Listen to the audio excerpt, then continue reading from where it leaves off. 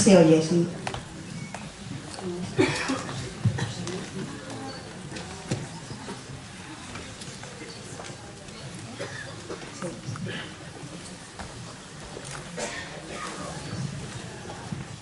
Aprovecho este momentito para decir que si alguno tiene el móvil encendido, que lo compruebe y así no nos interrumpe a mitad.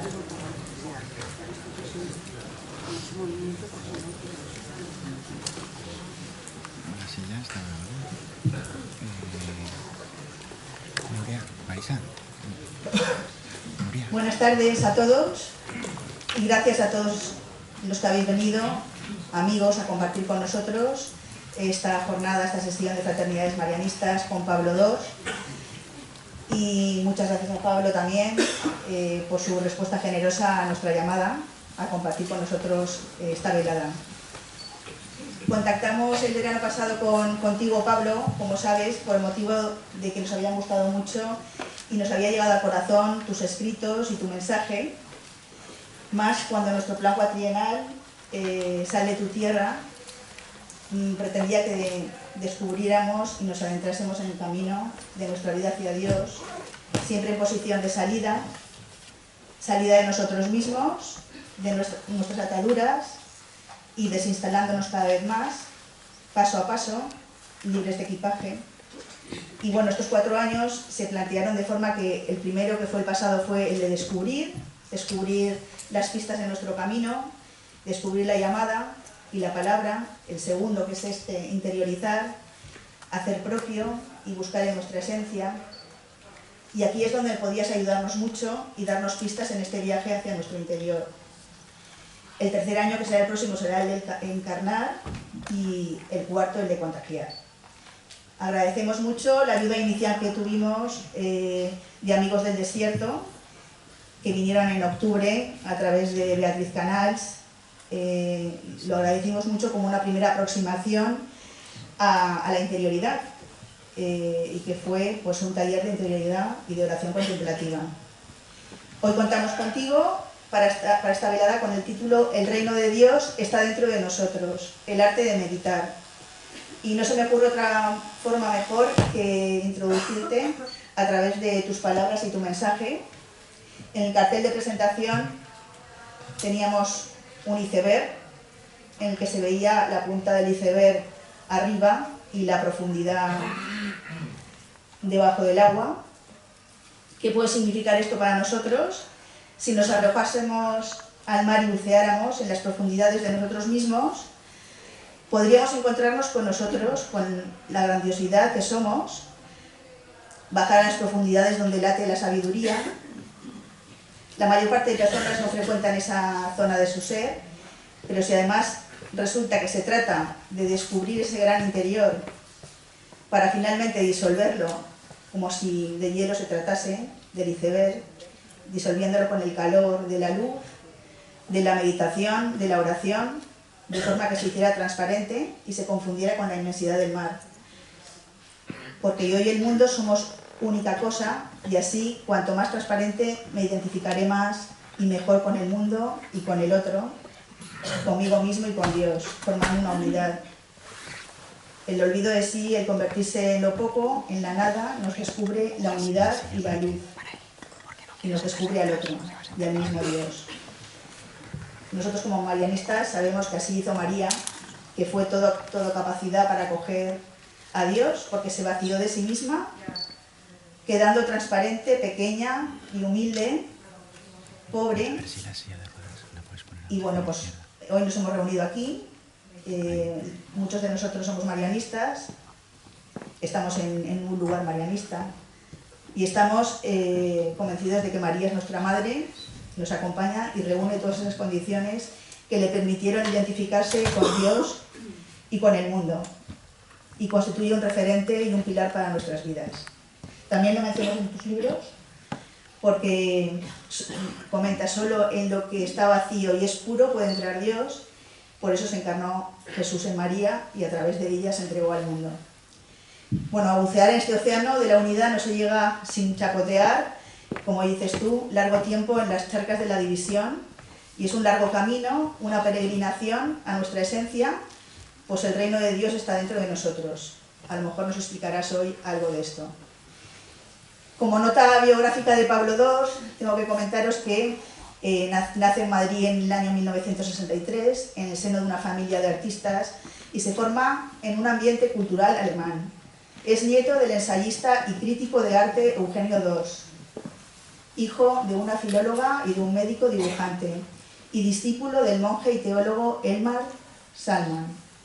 Tras graduarse en Nueva York y estudiar filosofía y teología en Roma, Praga y Viena, donde se especializa en germanística, se doctora en Roma en el año 1996, bajo la dirección de su maestro Elmar Salman, con una tesis titulada Teopoética, Teología de la Experiencia Literaria. Es ordenado sacerdote en 1991 y destinado a la misión claretiana de Honduras, donde se despliega una labor evangelizadora y social. De vuelta a España, compagina su trabajo pastoral como coadjutor parroquial primero y capellán universitario y hospitalario después, con una labor docente como profesor de dramaturgia y de estética teológica en diversos centros superiores de España y de Argentina. Tras conocer al jesuita Franz Galix en 2014, funda la Asociación Amigos del Desierto, que comentaba antes, cuya finalidad es profundizar y difundir la dimensión contemplativa de la vida cristiana. Poco después es nombrado consejero del Pontificio Consejo de la Cultura, por designación expresa del Papa Francisco. Su trayectoria como novelista comienza en el año 2000, inaugurando su inconfundible estilo cómico y lírico a un tiempo espiritual y sensorial. Entre el 2001 y el 2007 compatibiliza su tarea creativa con la crítica literaria en el suplemento cultural del diario ABC. Su novela Andanzas del impostor Zollinger es adaptada al teatro y representada en el 2011 en Italia. Todas sus obras, emparentadas principalmente con la literatura de Franz Kafka, Hermann Hesse y Milan Kundera, han tenido una excelente acogida en la crítica. El reconocimiento del público le llega por su trilogía del silencio, conformada por El amigo del desierto, del 2009 al 2015, La biografía del silencio, del 2012, El olvido de sí, un homenaje a Charles de Foucault, explorador de Marruecos y ermitaño del Sáhara, de quien se le considera hijo espiritual. Recientemente salió publicado su último libro, una novela, con el título Cuando era la juventud, posiblemente su libro más personal, que con el estreno y las ideas puras, ambos del año 2000, configuran la trilogía del fracaso. Otros títulos suyos son de la trilogía de la ilusión, Las lecciones de ilusión y El estupor y la maravilla. En la actualidad escribe y anima la red de meditadores Amigos del Desierto. Bueno, sin más, agradezco mucho de corazón la presencia de Pablo y su generosidad al venir a ayudarnos en nuestro camino Salve tu Tierra. Y bueno, explico un poquito la jornada. Ahora Pablo nos dirá sus palabras durante 1 hora aproximadamente. Tendremos 10 minutos de descanso en los que se recogerán los que hayan hecho alguna pregunta. Habrá personas que recojan el papel con la pregunta y haremos una selección de lo que pueda contestar Pablo después.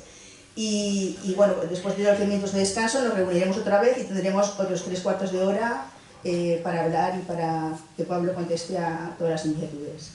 Y nada más, sin más, paso el micro a Pablo. Gracias, Pablo.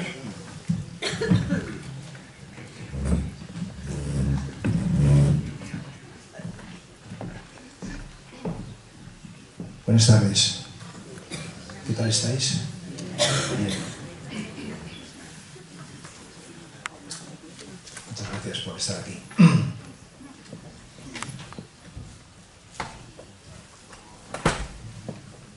¿Dónde está el océano?, le pregunta el pequeño pez al gran pez. Responde el gran pez: el océano es esto en lo que estamos. Y dice el pequeño pez: pero esto es solamente agua. ¿Qué podía decirle el gran pez? Unas algas se movían a un ritmo maravilloso, como si fuese una danza. Un grupo de peces minúsculos acababan de pasar junto a ellos y eran de colores, de múltiples colores. El sol daba reflejos espectaculares sobre el agua y aquel pececillo decía que no encontraba el océano. Cuando el gran pez quiso responderle, no pudo, porque el pez ya se había marchado a buscar a otra parte. Deja de buscar, pequeño pez. No hay nada que buscar. Basta abrir los ojos y mirar. No puedes dejar de ver.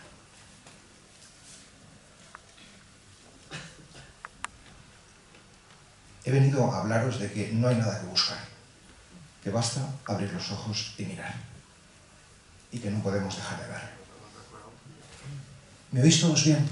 Sí. Y dicho esto, porque suelo empezar muchas de mis charlas con un cuento que exprese elocuentemente aquello que quiero transmitir, dicho esto, muchas conferencias también las empiezo cantando una canción, entonces voy a cantaros una canción. Que dice así: de noche iremos de noche, que para encontrar la fuente solo la sed nos alumbra, solo la sed nos alumbra. Bueno, vosotros me veis a mí nada más, pero yo os veo a todos vosotros, a muchos al menos, y vuestra cara ha cambiado cuando me he puesto a cantar. No sé si de conmiseración, posiblemente. Diciendo, pobre hombre, no, lo intenta por lo menos. Suelo decir también que canto en las conferencias, en los cursos y retiros, en primer lugar, para perder la reputación. Perder la reputación es fundamental, porque si tenemos una reputación que salvar, entonces estamos perdidos, porque estamos siempre preocupados por nuestra imagen. Entonces es mejor perder la imagen de entrada, y así ya uno ya puede dedicarse al mensaje, que es lo interesante, ¿no? Para que estemos en condiciones de igualdad, pues os invito a perder la reputación conmigo. No lo esperabais. Y entonces, si os parece bien, voy a cantar yo una estrofa y vosotros repetís. Los que queráis, no es obligatorio, ¿eh? Si hay algún resistente, pues que mantenga su resistencia. De noche iremos de noche, de noche iremos de noche.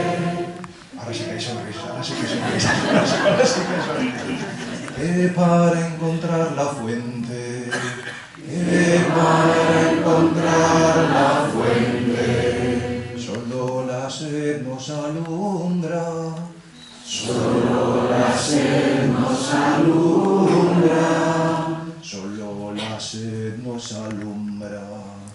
Solo la sed nos alumbra. Pero esta ya la sabíais, ¿no?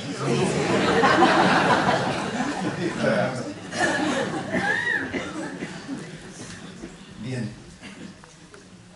Además de para perder la reputación, cantar es importante porque nos saca de la actitud intelectual, que es la que solemos tener cuando nos disponemos a escuchar una conferencia, y nos introduce en la actitud mucho más interesante, que es la actitud sapiencial. Y la diferencia entre una y otra es muy clara, ¿no? Porque el intelectual es aquel que intenta penetrar en la realidad, mientras que el sabio es aquel que permite que la realidad entre en él. Y por tanto son actitudes muy distintas. ¿Se oye bien? No sé. Hay un boicot. Para emprender un camino espiritual, lo fundamental, y de hecho estamos hablando de esto, del reino está dentro de nosotros, por tanto un peregrinaje a nuestro interior para descubrir ese reino, lo fundamental es tener esa actitud de receptividad. Solamente si tenemos esa actitud de acogida, entonces se despertará el camino interior, ¿no? Esto de los micrófonos me pone muy nervioso.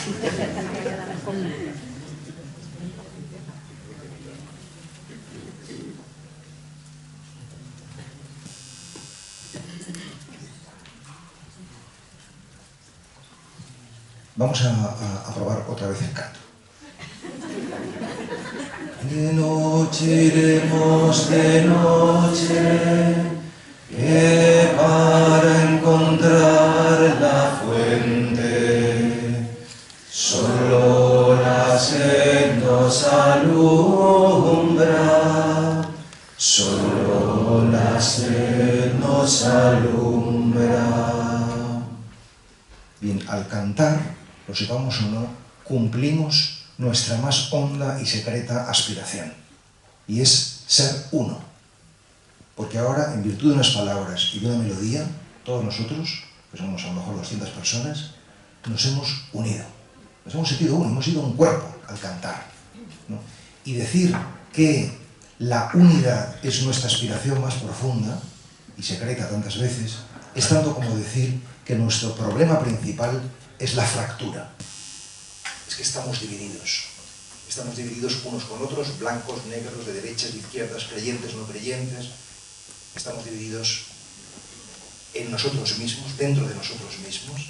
Por una parte, queremos este pastel de chocolate que es muy apetitoso, y por otra parte, queremos adelgazar, mantener la línea. Entonces estamos divididos, estamos rotos, tenemos el corazón partido, los instintos partidos, ¿no? Y si estamos divididos en nosotros mismos y con nosotros, posiblemente también estamos divididos con el misterio. Entonces, todos nuestros problemas radicales son problemas de fractura y de división. Y eso es tanto como decir que la espiritualidad, el camino interior, es la búsqueda de la unificación. Cuando emprendemos un camino espiritual, buscamos ser uno. En realidad, el objetivo final de la mística es como dicen los clásicos, la vía unitiva, la unidad. Esa es la aspiración máxima. Y vamos a cantar por última vez, no os molesto más, pero sí, una vez más, es importante. De noche iremos de noche, que para encontrar la fuente, solo la sed nos alumbra, solo la sed nos alumbra.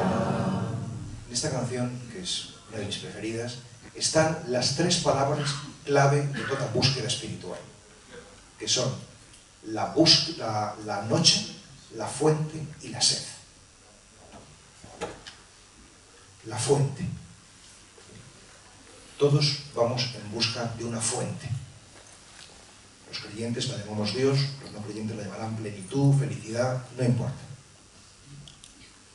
La aportación mística más importante es que tanta más sed tenemos, tanto más cerca estamos de esa fuente. Y por tanto, cuanto más cultivemos el camino interior, no estaremos más saciados, sino que tendremos más sed. Tanta más sed, tanta más cercanía de la fuente, ¿no? Y la última palabra, la noche. Ese camino que va de la sed a la fuente es un camino nocturno, es decir, hay dificultades. En realidad, el mensaje cristiano se podría resumir en este versículo de San Juan, que se lee en Navidad, que dice: una luz brilló en la oscuridad. Es decir, hay una noche, pero también hay una luz. Bien, pues he venido a hablaros con toda humildad, pero también con toda rotundidad sobre esa luz y sobre esa noche. Como de meditación se puede hablar de muchas cosas, no voy a hablar nada de cuestión técnica, de cómo se medita, sino más bien de la cuestión de fondo, de qué pasa cuando meditamos, por qué es importante meditar, por qué es importante hacer la experiencia del silencio, ¿no? Y para aprender a hacerlo rápido, pues ya hay cursos y retiros y demás, ¿no? Pero por lo menos entender lo que está en juego, ¿no? ¿De qué hablamos cuando hablamos de espiritualidad, de silencio, de mística?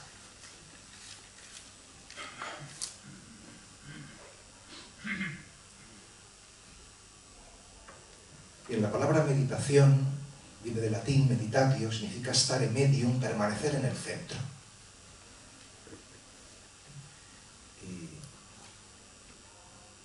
Es importante estar en nuestro centro, porque solo si estamos en nuestro centro, aquello que hagamos estará bien hecho y será aquello que tenemos que hacer. Suelo poner muchas veces el ejemplo del compás. Si un compás tiene su aguja bien pinchada, el otro polo del compás hará siempre círculos hermosos y perfectos.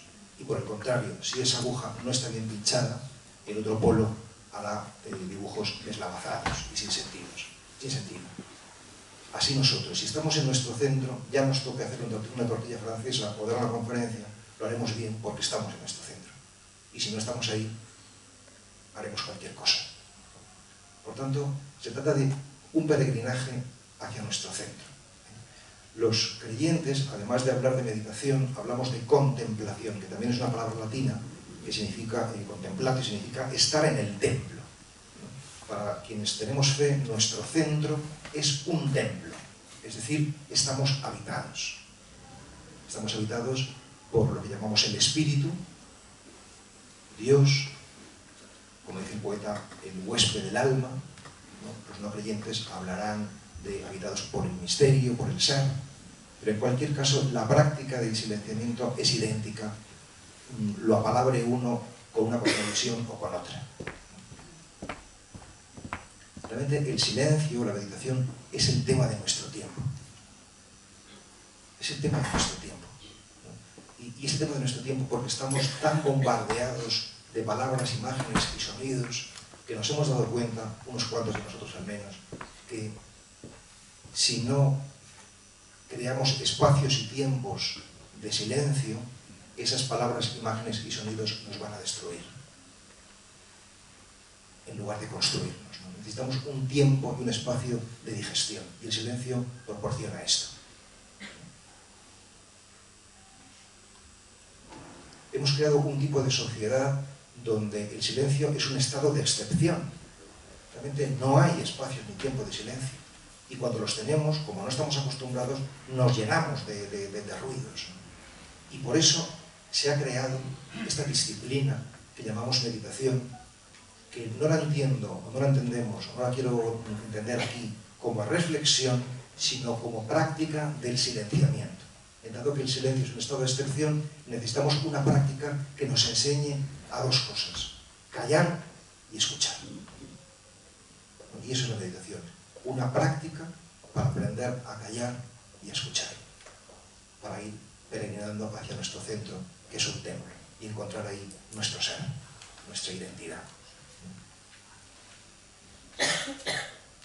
Cuando nos colocamos en silencio, hacemos esta experiencia de silenciamiento, pues nos encontramos fundamentalmente con tres cosas. Porque el silenciamiento es importante que vaya acompañado de quietud. Por la sencilla razón de que la quietud fomenta la concentración, mientras que el movimiento tiende a la dispersión. Bueno, cuando hacemos silencio y quietud, nos encontramos con tres cosas. Primero, cuando estamos quietos, primera cosa, nos sentimos inquietos, corporalmente. Segunda cosa con la que nos encontramos, cuando estamos quietos y silenciosos, nos encontramos con distracciones mentales. Y tercera cosa, y sobre esto hablaré después, nos encontramos, además de inquietud corporal y distracción mental, nos encontramos con las heridas del alma. De esto hablaré enseguida. Con esto quiero decir que el silencio, en primera instancia, es un espejo de lo que tú eres. Tú haces un momento de silencio y ¿qué se te viene a la cabeza y al corazón? Lo que tú eres. Entonces, si tú piensas en tu esposa, o piensas en tus hijos, o piensas en tu trabajo, o piensas en tu marido, o piensas... es que tú eres eso. Si piensas en el fontanero, que tiene que venir a arreglar, pues es que tú también eres eso. ¿Qué le vamos a hacer?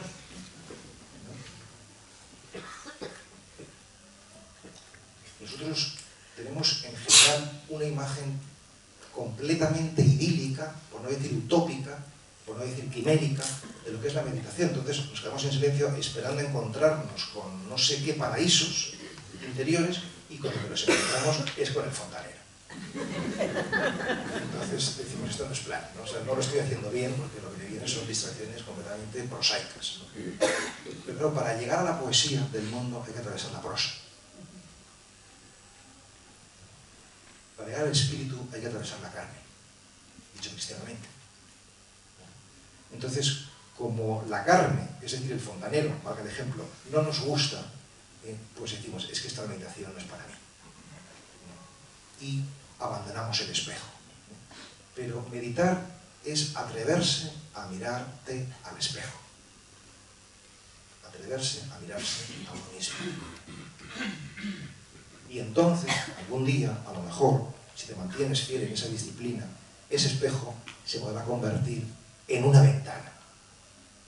Entonces descubrirás que tú eres mucho más que sota, caballo y rey, sino que eres toda una baraja enormemente amplia y variopinta. Es decir, que hay un horizonte vastísimo por explorar.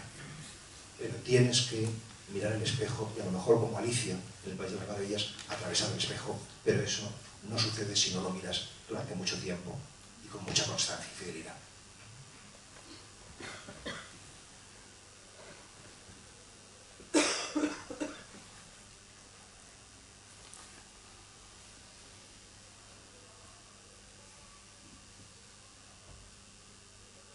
El silencio es una nostalgia. Nosotros estamos aquí, yo creo sinceramente que no para escuchar a Pablo II, que no tiene demasiado interés, sino porque tenemos nostalgia de silencio. Lo sepamos o no, eso es lo que nos ha traído a este salón de Dios.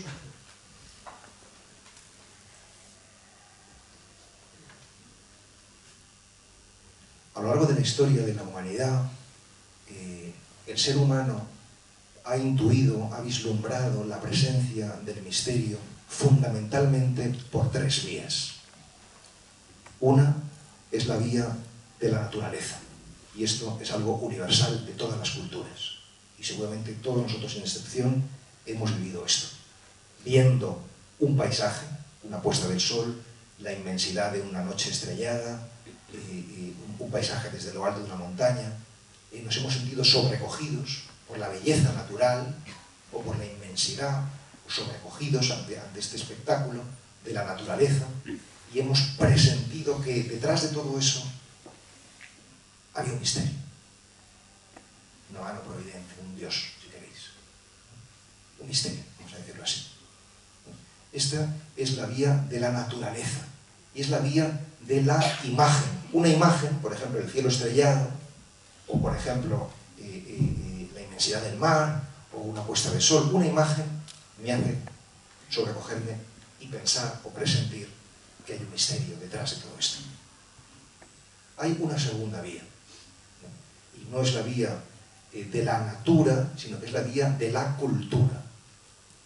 Algunas culturas, en concreto las religiones así llamadas del libro, han presentido la presencia del misterio, la presencia de Dios, no solamente en la naturaleza, que es la vía universal de todas las culturas sin excepción, sino en algunas palabras.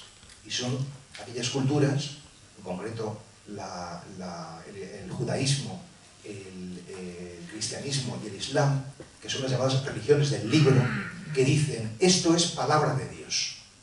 Es decir, nos sentimos que hay palabras que nos transmiten algo del misterio de Dios. Esta segunda vía no es la vía de la natura, sino la vía de la cultura, no es la vía de la imagen, sino la vía de la palabra.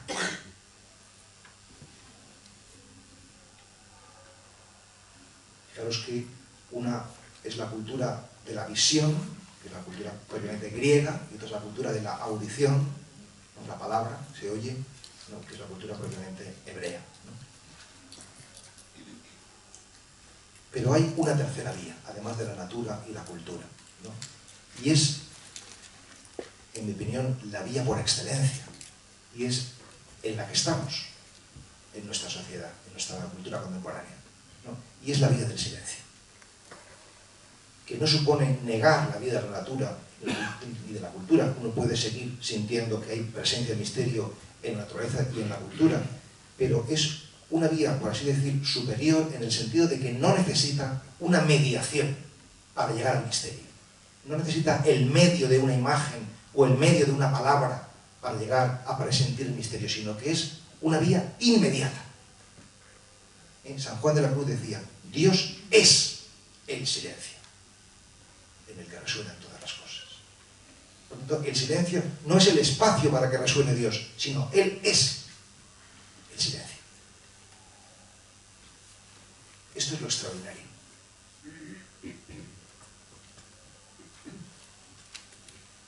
En nuestra tradición cristiana hemos explorado mucho la vía de la palabra, pero hemos explorado poco, aunque se ha mantenido permanentemente a lo largo de todos los siglos, la vía del silencio.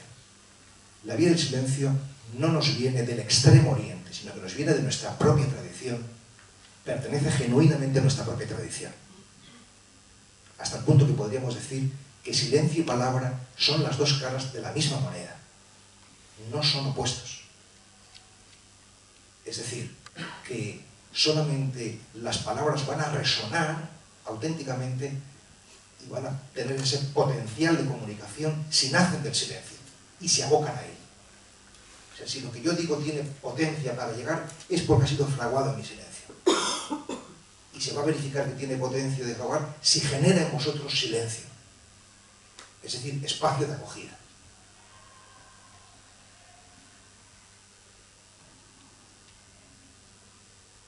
En el cristianismo, digo, hemos trabajado la palabra, pero el silencio lo hemos descuidado. A mi modo de ver, el problema fundamental de nuestra sociedad y desde luego de nuestra Iglesia es la ausencia de silencio.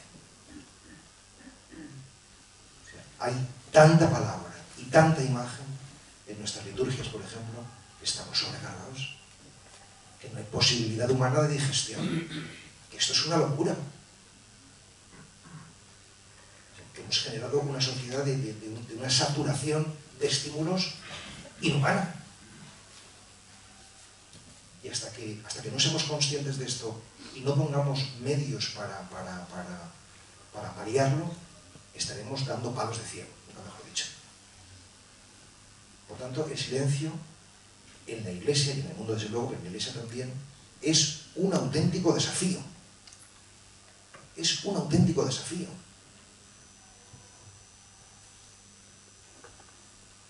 Todo lo grande que tiene el hombre nace del silencio. Las creaciones más hermosas, las relaciones más bellas, todo nace de ahí. Si no hay intimidad auténtica, no puede haber expansión auténtica. Hay frenesí, es otra cosa. Hay activismo. Y el activismo y el frenesí luego quedan en nada. Pero cuando algo nace de la cepa, de donde tiene que nacer, entonces perdura y fructifica. Y es enormemente fecundo. Yo realmente me creo estas cosas y si acepto venir es porque creo que es necesario decirlo para abrir este camino. Esto no es una vía exótica. Esto no es una vía exótica, esto no es de unos cuantos locos que quieren imitar a los monjes zen, pero esto es una caricatura decir eso, pensar eso, es una tontería. Todo ser humano está llamado a hacer silencio, todo. Todo ser humano tiene una vía interior, hasta el punto que podríamos decir, la espiritualidad es el silencio. Todo lo demás ayuda a eso.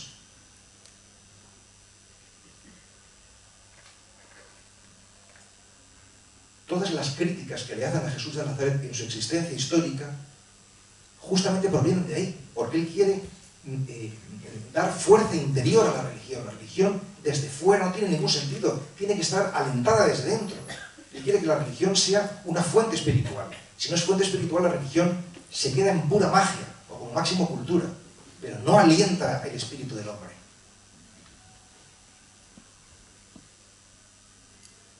La magia es interesante, la cultura es interesante, pero no alimenta nuestra alma.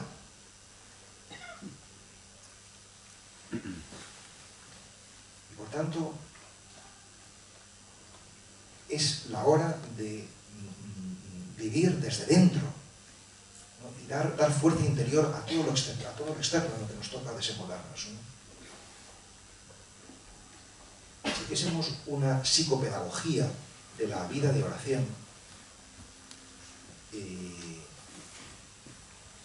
veríamos que el creyente pasa por 4 etapas. Todos nosotros nos pasamos por ahí, seguramente, ¿no? Una primera etapa que es la llamada oración vocal. Es decir, aprendemos oraciones de memoria, el Padre Nuestro, de María, el Gloria y poco más, ya no se aprende casi nada más, ¿no? y bueno, pues se repitan. Entonces, la oración es una cuestión de palabras. Cuando el niño va dejando de ser niño y es joven, entonces esta oración empieza a quedarse un poquito corta y se pasa a la oración mental, donde lo que importa son los pensamientos. Entonces ahí están exámenes de conciencia, revisiones de vida, lecturas de la palabra, reflexiones, tantas cosas que hacen los grupos cristianos, ¿no? Oración mental, donde lo que importa no son las palabras, sino los pensamientos. Ese joven también va madurando, se va haciendo mayor, se va haciendo adulto, y entonces tampoco le sirve ya del todo la oración mental, y entonces es una oración fundamentalmente afectiva. Lo que importa es tus sentimientos, ¿no? Pues das gracias a Dios, le pides perdón, intercedes a una persona que lo necesita, ¿no? Es decir, ya no son palabras, ni pensamientos, sino sentimientos, oración afectiva, afectos, ¿no? Emociones. Alguien tiene un móvil encendido, si lo puedes apagar. Pero si seguimos avanzando, ahí no termina la oración, si seguimos avanzando, entonces llegamos a, que es de lo que estoy hablando, la oración contemplativa, donde el centro no son las palabras, los pensamientos o los sentimientos, sino el centro es el silencio. O si queréis, esta oración contemplativa es el grado máximo de oración. ¿Por qué? Porque el punto de mira no está en ti, tus palabras, tus pensamientos, tus sentimientos, sino en Él. Por tanto, hablar de oración contemplativa es lo mismo que hablar de adoración, o lo mismo que hablar de meditación. Tú dices en tu práctica de silenciamiento no a tus pensamientos, no a tus imágenes, no porque sean malas, sino porque es riqueza. Y tú no quieres riqueza, quieres pobreza, quieres vaciamiento, quieres olvido de sí. ¿Para qué? Para que el centro no esté en tu ego, en tus pensamientos, tus emociones. Qué buena meditación he hecho, qué bien me he sentido. Eso no es. Sino el centro es Él. No importa cómo te sientas. Ese no es el centro.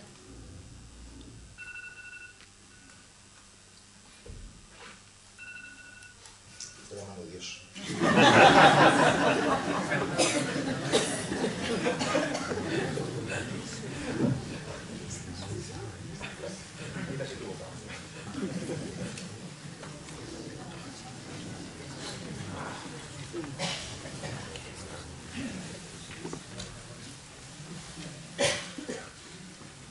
No quiero hablar de cuestiones prácticas o técnicas de cómo se hace esta experiencia de silenciamiento, ¿no? Porque sería muy largo, pero sí quiero deciros algo fundamental, por lo menos en la tradición cristiana de meditación, ¿no?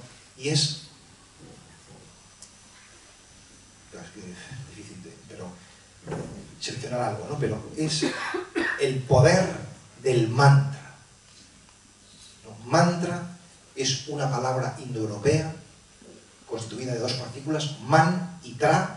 Man significa mente, como el mens latino, y tra significa instrumento. Por tanto, el mantra es un instrumento para trabajar la mente. ¿Para trabajar la mente en qué sentido? Para lograr ese vaciamiento o ese olvido, ¿no?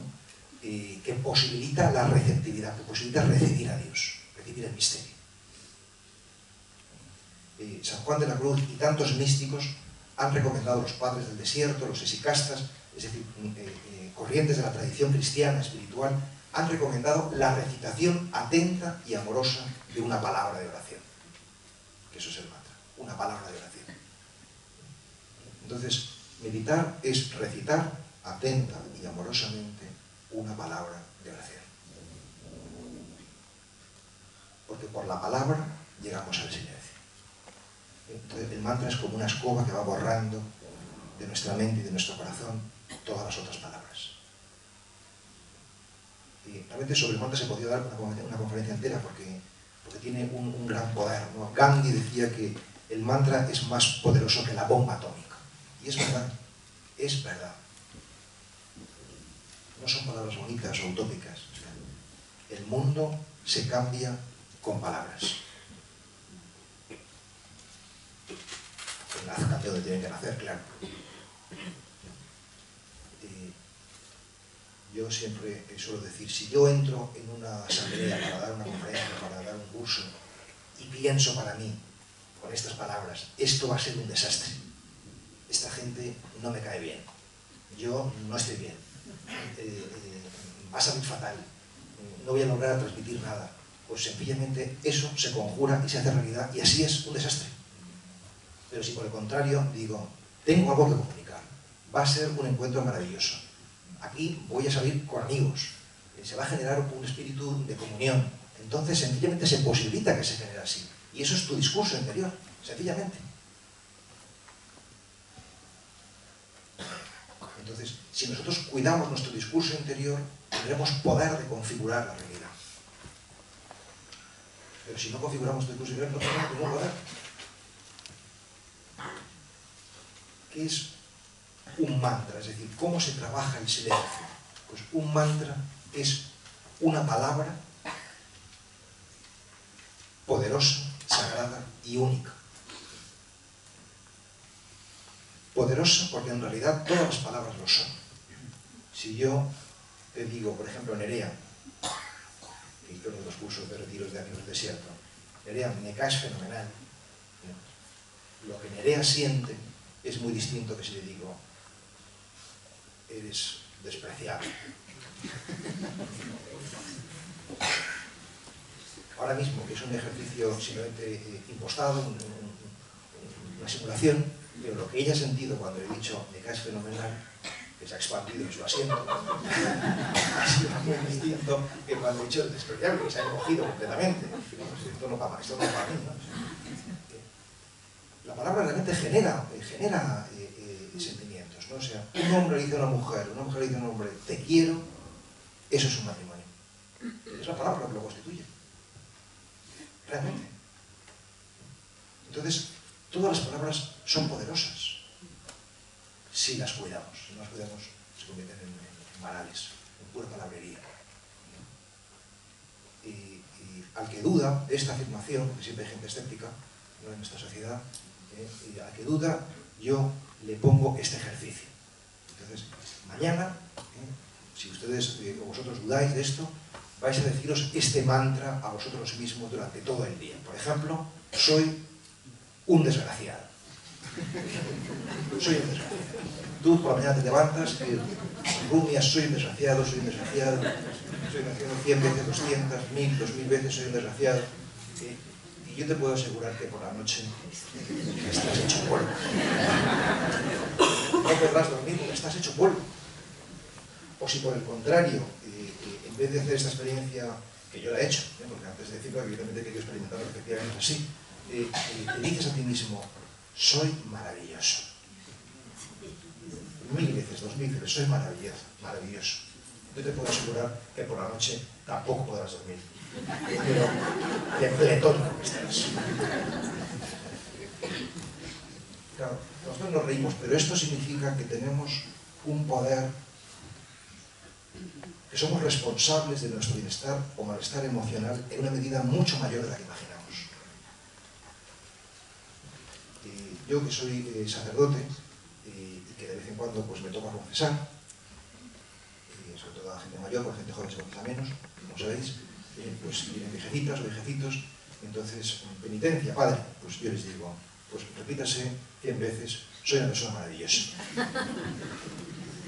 Vale, pero algún padre nuestro también.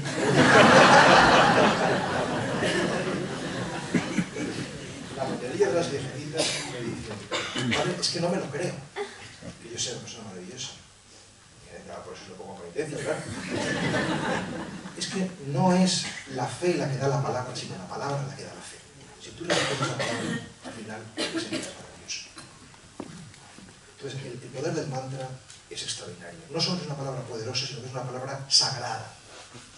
La palabra sagrada significa una palabra que ha consolado y confortado a millones de personas a lo largo de la historia. Y estos dos verbos, consolar y confortar, son los verbos por excelencia de la relación de ayuda y de la relación pastoral.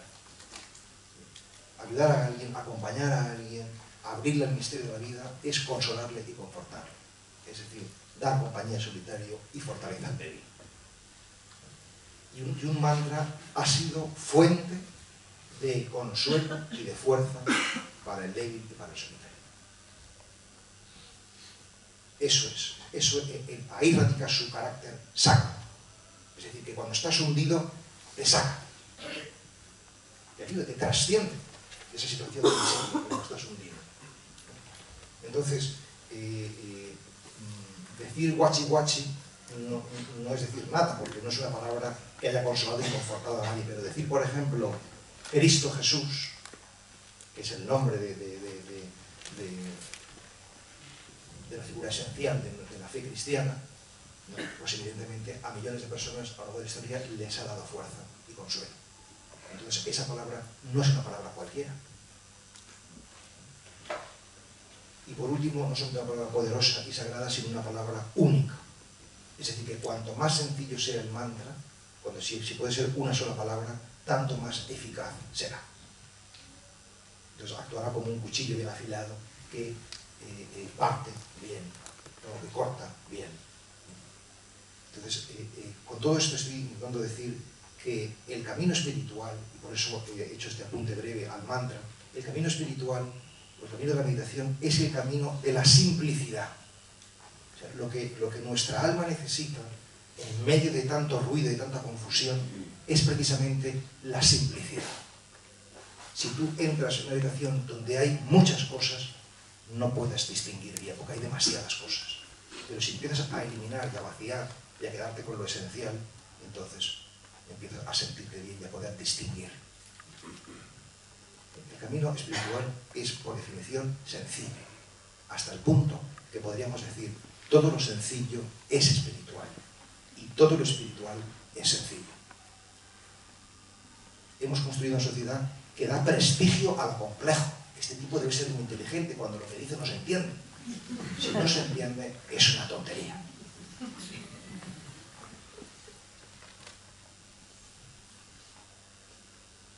El discurso espiritual no es para amueblar la cabeza, que está muy bien tener la cabeza amueblada, es para alimentar el alma, que es algo mucho más serio.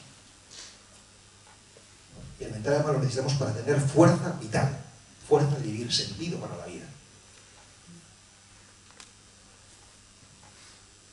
En este camino de silencio y de simplicidad, quitamos, para llegar a esta simplicidad del ser, ¿no?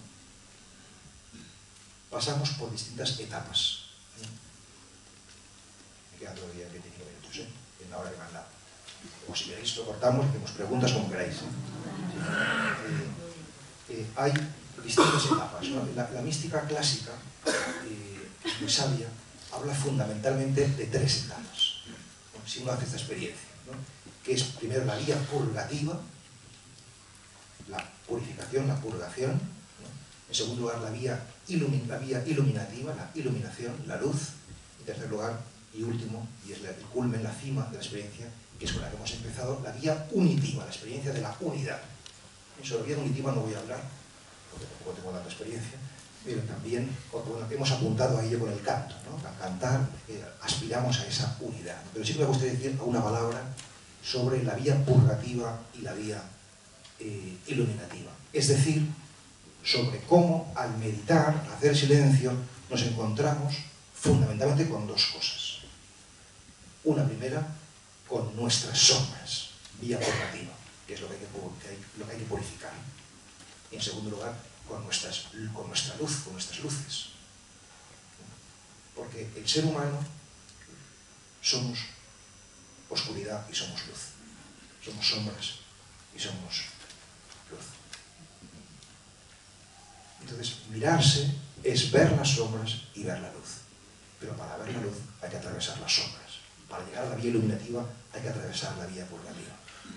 Nuestro rechazo a la meditación, nuestro miedo a meditar, nuestro decir yo no soy capaz, es porque nos da mucho miedo ver lo que somos, ver que somos también, y a veces sobre todo, sombras.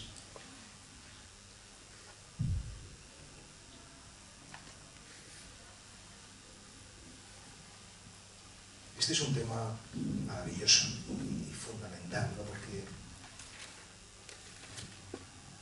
Porque realmente nosotros hemos asistido a un ciclo donde ha habido una explosión de las terapias. Prácticamente todos nosotros hemos sido psicoanalizados bastantes veces. Nos hemos ido a un montón de terapeutas de todo tipo. Hemos hecho un ídolo de la salud y del bienestar y demás.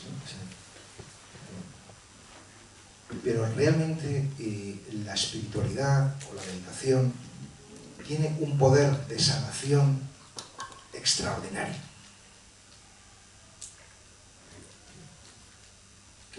al que las terapias no pueden llegar.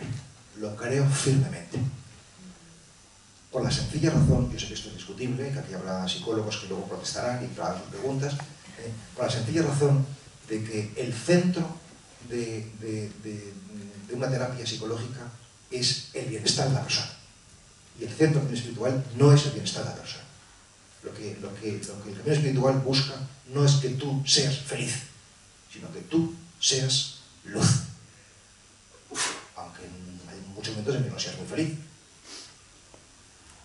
Por lo tanto, el centro no eres tú, sino que el centro es Dios, o el misterio. Y eso hace que la práctica psicológica y la práctica espiritual, que en muchas cosas son muy afines, también sean radicalmente diversas. ¿Y por qué son radicalmente diversas? Y yo sé que esto es una propuesta, una tesis discutible, pero la defiendo con convicción.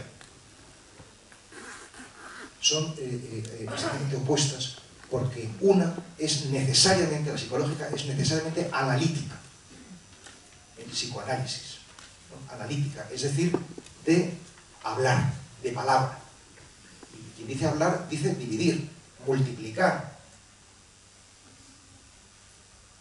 Mientras que otra, que es la vía del silencio, la vía de la meditación, no es esencialmente analítica, sino esencialmente sintética, que es la operación intelectual contraria al análisis, la síntesis. Por tanto, no se trata de dividir, sino de unificar. Una cura, si es que cura, con la palabra, y otra cura, si es que lo hace, con el silencio. Con esto quiero deciros que el silencio, vivido con rigor y con flexibilidad, con entrega, con pasión, el silencio es transformador. Te cambia la vida. Tal cual. Pero hay que entregarse a él. Te limpia la mirada, te purifica el corazón. Pero tienes que atravesar esas sombras.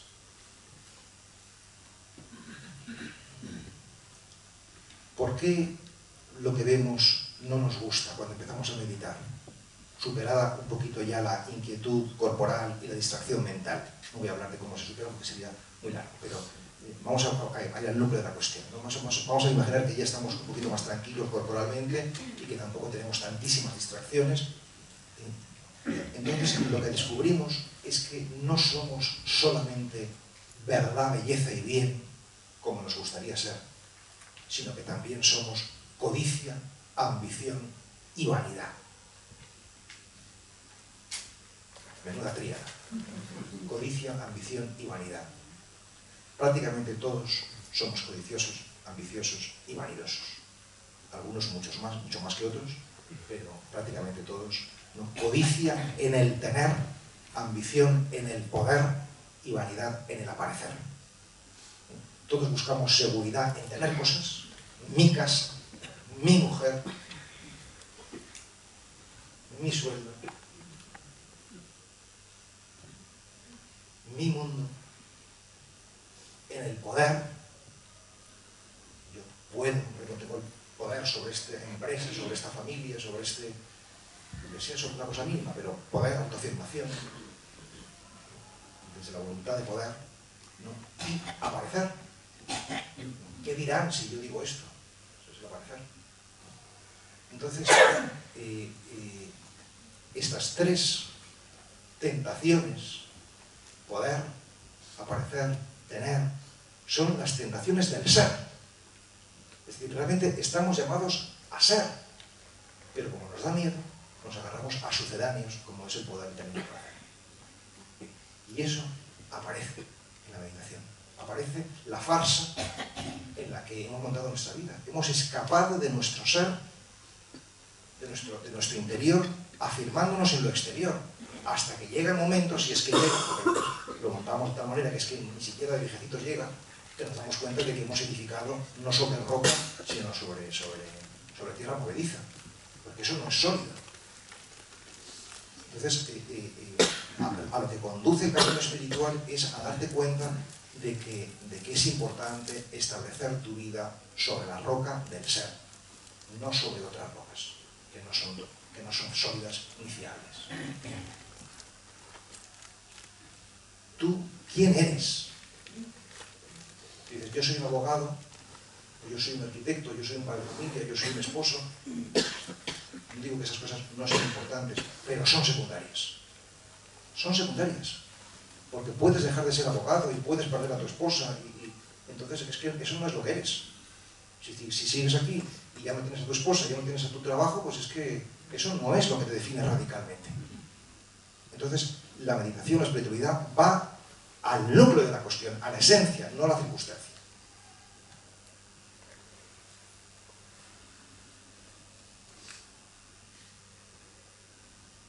En la meditación aparecen nuestras heridas del alma, nuestras sombras, por decirlo, ¿no? ¿Y por qué aparecen? Sencillamente porque todos en la vida hemos sido agredidos de un modo o de otro. Yo suelo decir, igual que no es posible bañarse y no salir mojado, igual que no es posible chapotear en el barro y no salir manchado, no es posible vivir y no tener heridas. O sea, todos nosotros sin excepción hemos tenido heridas, pequeñas, graves o medias. Si yo, por ejemplo, entro en este salón de actos, coloco mi abrigo en este sitio y luego me salgo un momentito de servicio, vuelvo y me encuentro que un señor se sentado en mi sitio, yo me siento molesto. Es una herida pequeña, es como el de todo asiento, pero este tío me ha quitado el sitio. ¿No? O yo monto en el ascensor de mi edificio, se monta también el vecino, le digo buenos días a mi vecino y él no me responde, o sea, no me responde, o sea, no me dicen, no me devuelven buenos días. Entonces yo me siento herido, que es una herida pequeña, se puede manejar.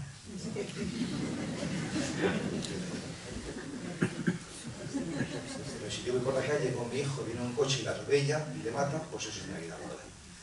Es una herida gorda. Nosotros necesariamente estamos heridos. Entonces, frente a esas heridas tenemos tres posibilidades vitales para responder y todos tomamos una u otra. Una primera salida frente a las heridas que nos generan estas sombras que luego hay que trabajar en la meditación. Una primera es la venganza. Y es, por ejemplo, yo monto en el ascensor, digo buenos días a mi vecino, él no me responde, entonces yo pienso para mí, pues te vas a enterar, porque de ahora en adelante ni a ti ni a tu mujer, a tus hijos, que decir buenos días nunca más. Entonces ya me he vengado.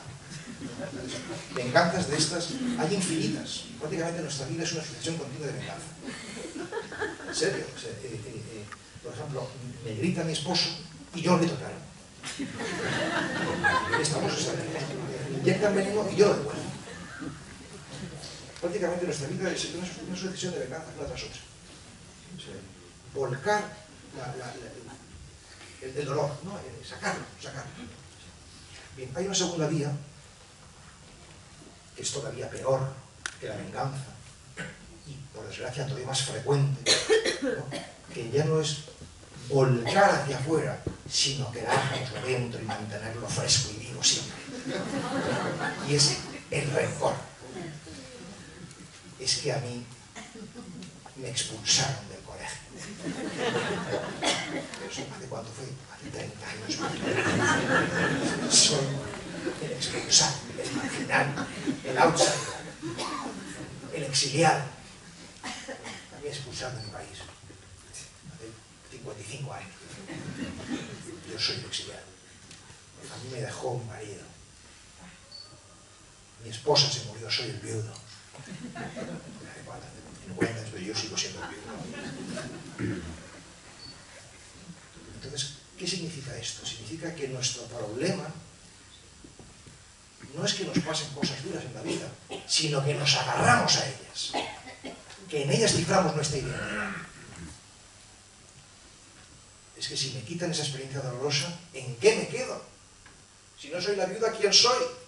¿Quién coño soy, iba a decir?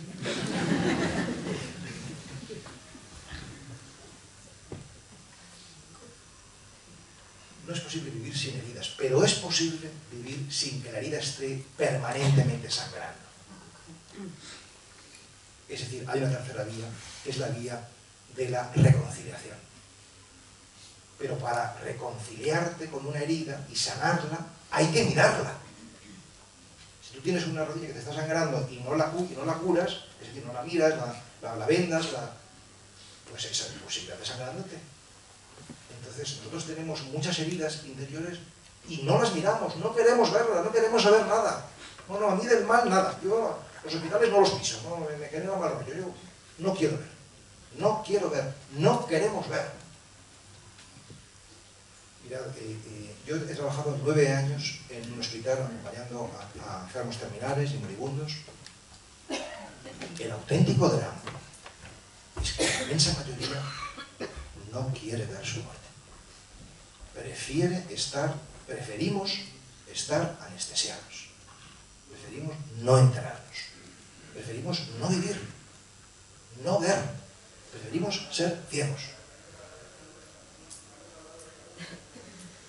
Llego a situaciones patéticas, sobre las que me gustaría escribir algún día, de entrar a una habitación de un enfermo, aunque esto sería para otra charla, entrar a una habitación de un enfermo y decirme a la familia, por favor, no le digas que se va a morir. Por favor, que se asuste, tal, o sea. También tengo historias anécdotas divertidas como llamar para dar la unción de enfermos y no se asuste, porque es un sacerdote, a lo mejor se asusta. No puede usted darle la unción de enfermos desde la puerta, desde lejos. Entonces no funciona, señora. Bueno, pues la situación patética que se va a contar es, por favor, que no se entere que está muriéndose. Vale. En la habitación, me encuentro con el enfermo y ¿qué tal? Por favor, que mi familia no se entere que me estoy muriendo. Hemos hecho un tabú brutal. O sea, en lugar de mirar nuestras heridas, en este caso la gran herida, que es la muerte, la gran fractura, vivimos de espaldas a ellas. Entonces, si vivimos de espaldas a ellas, no podemos sanarlas, no podemos sanarlas. ¿Y entonces qué pasa si no las sanamos? Pues que vivimos con el rostro oscurecido, vivimos amargados, y vivimos siendo una caricatura de lo que podríamos ser. Y en lugar de ser personas luminosas, que irradian, que transmiten, que dan vida a su alrededor, nos convertimos en seres apocados, seres acomplejados, seres empequeñecidos, con un rictus de tristeza, de escepticismo, de resignación, de tristeza estructural. Es una lástima que no nos hayan enseñado a curar nuestras heridas.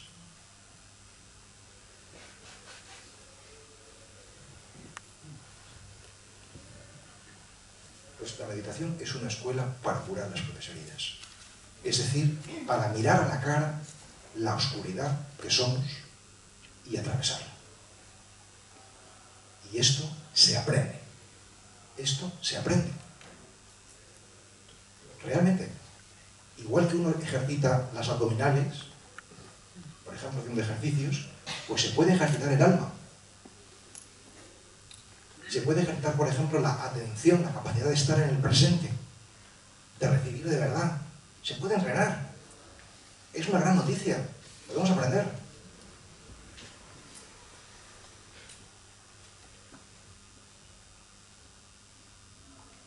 ¿Cuál es el paso fundamental que tenemos que dar? Y esto es quizás el núcleo de esta charla. O sea,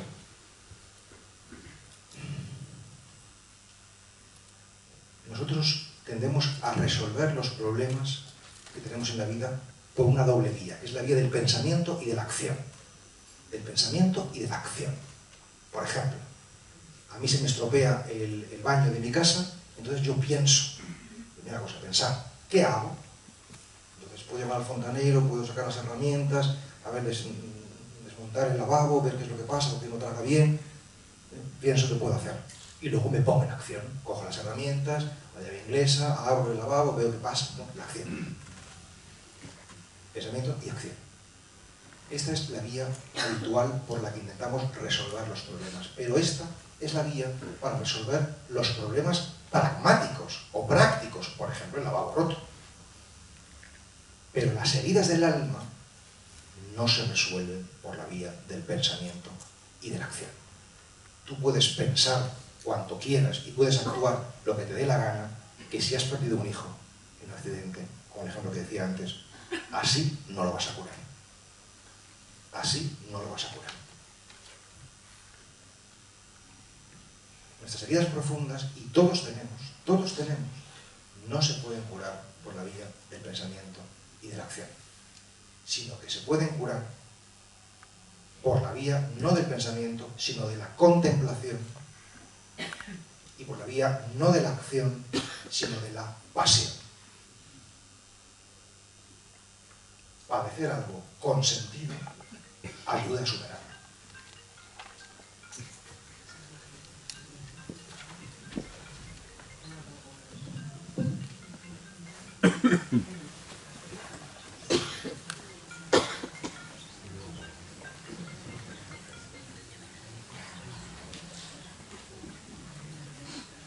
Estas interrupciones para poder beber.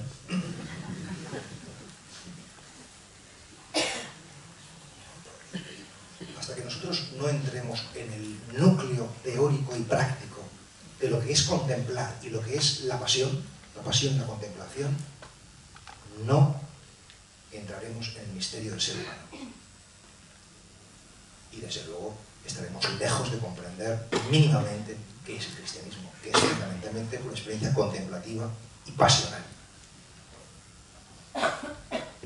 Si nosotros no entramos en la experiencia de la pasión, el dolor nos resultará, como de hecho nos resulta porque no entramos ahí, sencillamente intolerable. Pero el dolor es un hecho. Y por tanto, si no lo toleras, estás negando los hechos.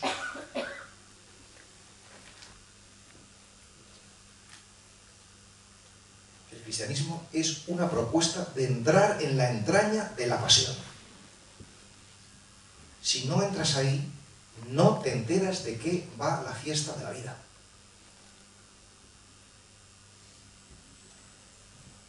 Si no mueres, no puedes resucitar. No puedes resucitar, lo siento, es así. No se puede llegar al domingo de resurrección sin pasar por Viernes Santo.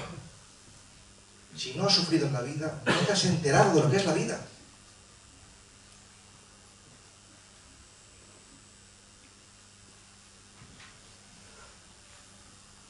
La pasión vivida con sentido y vivida con amor, eso es lo que es el sacrificio. El sacrificio es amor, dolor con amor. Eso es lo auténticamente transformador.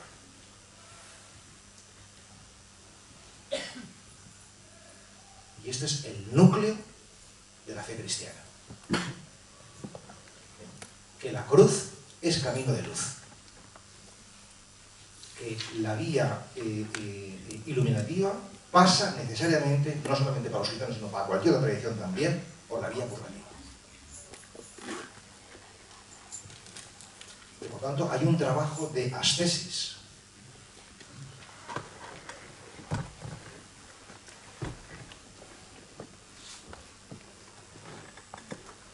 Claro, esto es muy gordo, me hago cargo, ¿no? Y además de que me quedan unos 5 minutos, ¿no?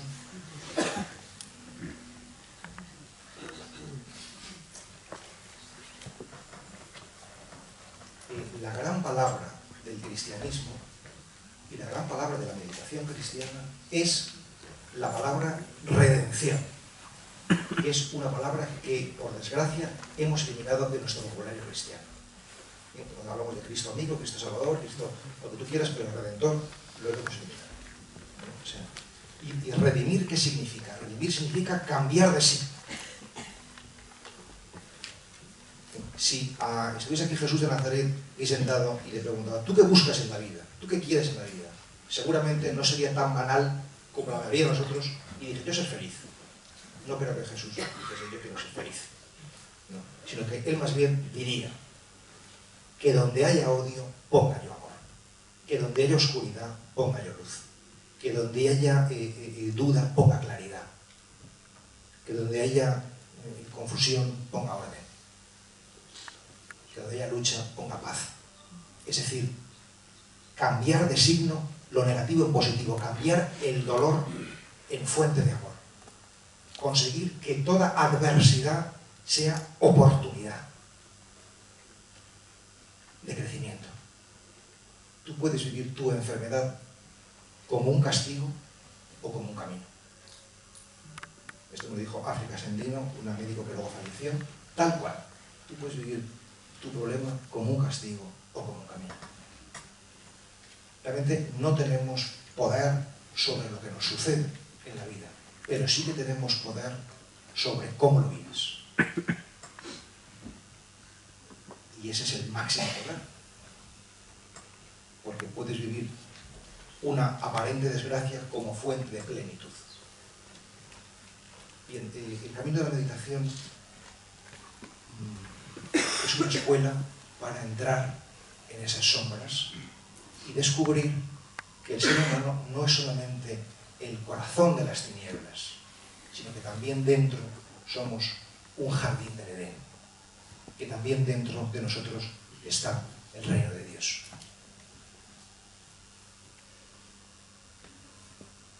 Pero no es un reino quimérico, utópico, que no ha pasado por las durezas, las dificultades de la vida. Realmente pensaba hablaros ahora de la luz, ¿no? No solamente de la oscuridad, sino también un poquito de la luz, pero he hablado de una hora, no quiero hablar más, ¿no? Para también dar tiempo a las preguntas y a las intervenciones y al diálogo. Puede ser también muy interesante, luego podemos hablar de eso si queréis. Pero concluiría esta charla diciendo que yo tengo 3 santos de mi particular devoción, a los que yo admiro de manera muy especial, ¿no? Que son gente muy distinta entre sí, aparentemente, ¿no? Uno es Gandhi, otro es Simone Weil, que fue una pensadora francesa de origen judío, ¿no? Judía ella, ¿no? De religión, y la tercera figura es Carles de Foucault, a quien he dedicado un libro, ¿no? Que fue explorador en Marruecos y luego ermitaño en Argelia, ¿no? Un año misionero. Bien, estas 3 personas para mí son personas extraordinarias por 3 cosas. Primera, porque los 3, y eso es lo que tienen en común los 3 escucharon su conciencia.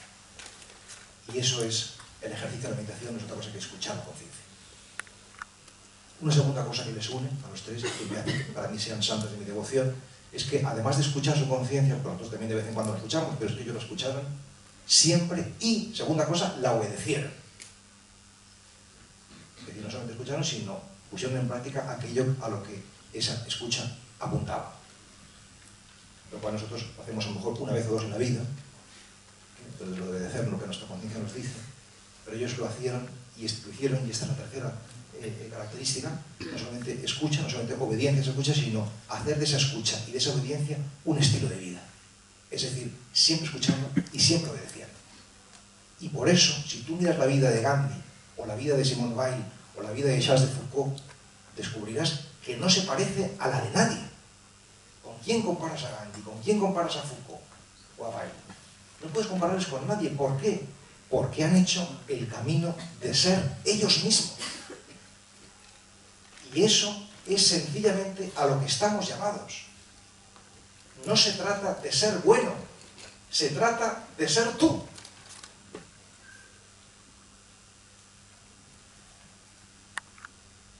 La gran pregunta espiritual es ¿quién soy yo? Que se puede formular con mayor contundencia diciendo ¿quién demonios soy yo?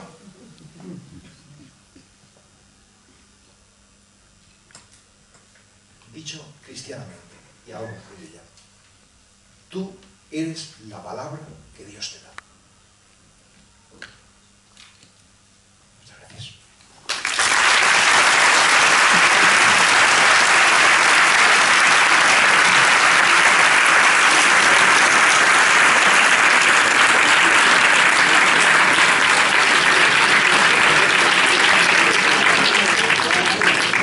Bueno, ahora tenemos 10 minutos de descanso. Si hay alguno que ha apuntado alguna pregunta, habrá unas personas aquí recogiendo los papeles de las preguntas.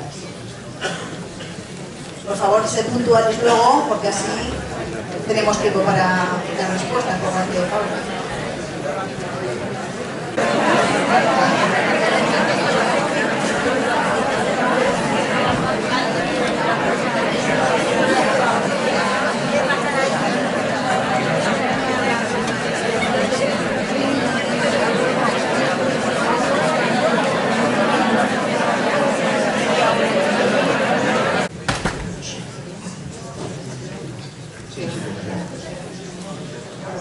Ha habido un montón de preguntas, pero lo que vamos a hacer es ir preguntando y a y media tenemos que terminar, o sea que tenemos el tiempo justo.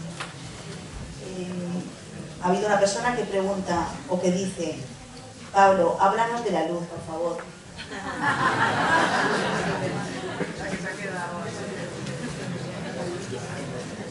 Es alegría también la luz, ¿no? Por ejemplo. Sí.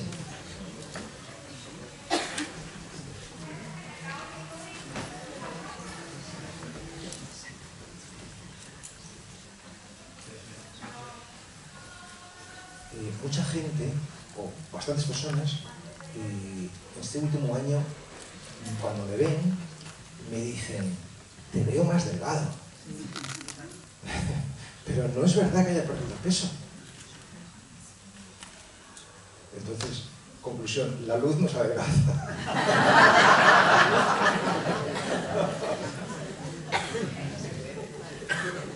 Realmente estoy convencido que nosotros somos la luz del mundo.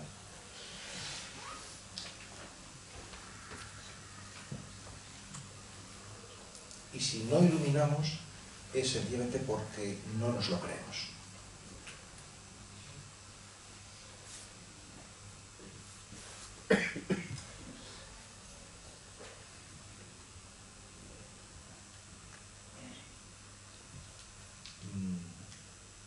¿En qué sentido somos luz, no? Bien, pues 2 minutos y podemos pensar la siguiente pregunta, pero el primer fruto que da la meditación es la claridad mental. Es decir, donde antes había una gran confusión porque había demasiadas palabras, al haber solo una hay más espacio y entonces ves mejor, distingues mejor, disciernes mejor, ves con más claridad qué es lo que tienes que hacer. Y si ves con más claridad qué es lo que tienes que hacer, segundo fruto de la meditación, lo haces, es decir, tienes coraje para hacerlo. Si nosotros no hacemos algo, no es porque no tengamos coraje, sino porque no lo vemos claro. Tenemos dudas, las dudas nos paralizan, pero si tenemos claro, con la claridad va pareja o parejo el don del coraje. Y si tú tienes claridad y coraje, tercer fruto, tu vida empieza a ser fecunda, porque estás haciendo cosas, entonces, lógicamente, empiezas a dar frutos. En otra ocasión, en el ABC, me hicieron una entrevista hace un año así, o año o dos, ¿no? y me preguntaron algo que entonces luego he repetido varias veces porque me parece que puede ser muy elocuente, ¿no? Me preguntaron: ¿usted, don Pablo, es feliz? Entonces yo respondí: ¿cuándo un manzano sabe que es feliz? Un manzano sabe que es feliz cuando da manzanas y cuando la gente come de esas manzanas. Entonces, ¿cuándo sabe una persona que es feliz? Sencillamente cuando da manzanas, es decir, cuando da frutos, no cuando somos alimento para otros. Entonces, una gran pregunta es: ¿para quién o a quién doy yo alimentos? ¿A quién doy yo de mis frutos? O de manera más radical, ¿para quién soy alimento? ¿No? Fijaros que en el Evangelio Jesús de Nazaret da muchas definiciones de sí mismo. Por ejemplo, dice: yo soy el camino, dice: yo soy la luz, dice: yo soy el buen pastor, dice: yo soy la puerta, dice muchas cosas, por lo menos 10 o 15 definiciones de sí mismo, no todas hermosísimas. Pero la última es decir: yo soy pan. Yo soy el pan de la vida. Es decir, que realmente la cima de la experiencia mística no es la iluminación, no es tener luz, sino la cima es ser pan, ser compasivo, dejarte comer, ¿no? Estar unido al otro, ¿no? Entonces, primer fruto, la claridad; segundo fruto, el coraje; tercer fruto, la fecundidad; y último fruto, así es como yo los tengo más o menos organizados, último fruto, que es el más bonito, es la alegría. Que no es una alegría anímica, que depende de circunstancias propensas o adversas que te toquen atravesar, sino que es la alegría del ser. La alegría de estar siendo aquello que estabas llamado a ser. La alegría de empezar a parecerte aquello que Dios había pensado para ti. Entonces, pues, ¿qué es la luz? Pues la luz, ¿en qué sentido podemos ser luz? En la medida en que somos alimento para los demás. Yo creo que es suficiente. Bueno, otra pregunta que esta la hace Edu y dice, ha dicho, el mundo se cambia con palabras. ¿No cree que el mundo se cambia más que hablando bien o hablando del bien, haciendo el bien que el mundo reconoce?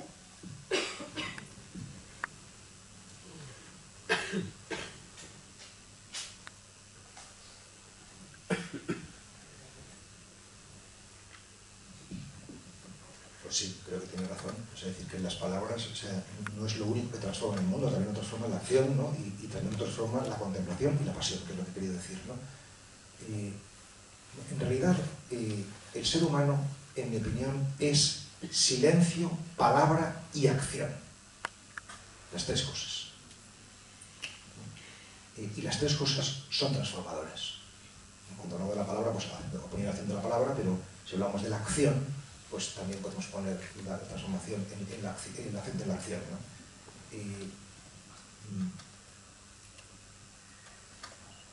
Nosotros no podemos arreglar el mundo entero, porque no tenemos esa capacidad, ¿no? Pero, de arreglarlo todo, ¿no? Pero sí que podemos conseguir, que fue lo que hizo Jesús de Nazaret, que nuestra acción sean gestos simbólicos y transformadores, ¿no? En realidad, por ejemplo, la liturgia, o los ritos cristianos, quieren ser eso, quieren ser gestos transformadores. Igual que decía antes que una palabra puede ser muy liberadora o puede hundirte, ¿no? Si tú dices alguna palabra positiva, le puedes ayudar a crecer; si le dices la palabra desoladora, pues le arruinas. También necesitamos no solamente una educación en la palabra, sino una educación en el gesto. O sea, no es lo mismo dar una caricia que dar un bofetón. Es decir, lo que uno experimenta es muy distinto, ¿no? Y la ritualidad cristiana, de todas las religiones, pero la cristiana, que es la que conocemos mejor, no es otra cosa que una educación en la gestualidad, que es tanto como decir una educación para hacer simbólica y eficiente nuestra acción. En general, pues hay personas que destacan en el silencio, pues los místicos; hay gente que destaca en la palabra, a lo mejor grandes escritores o grandes oradores; gente que destaca en la acción, grandes reformadores. Para mí también una santa de devoción, por ejemplo, es Teresa de Ávila, ¿no? Porque Teresa de Ávila es uno de los poquísimos ejemplos en la historia que fue insigne en los tres ámbitos. En el silencio, ahí está su experiencia mística; en la palabra, ahí está su obra poética, su obra narrativa, sus libros, ¿no? Y en la acción, y ahí está toda su reforma del Carmelo, ¿no? Yo creo que estamos llamados a vivir la plenitud en los tres ámbitos, ¿no? O sea, la palabra sí, la acción también, y el silencio, por supuesto, que también. Muy bien, muchas gracias. Pregunta Olga, ¿cómo se llega al vaciamiento? ¿No es acaso también una idea?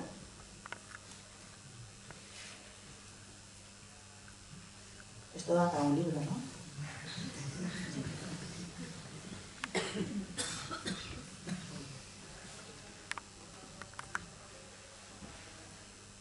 Pues hay dos cualidades fundamentales para que uno pueda ser discípulo y por tanto empezar este camino de resta o de vaciamiento.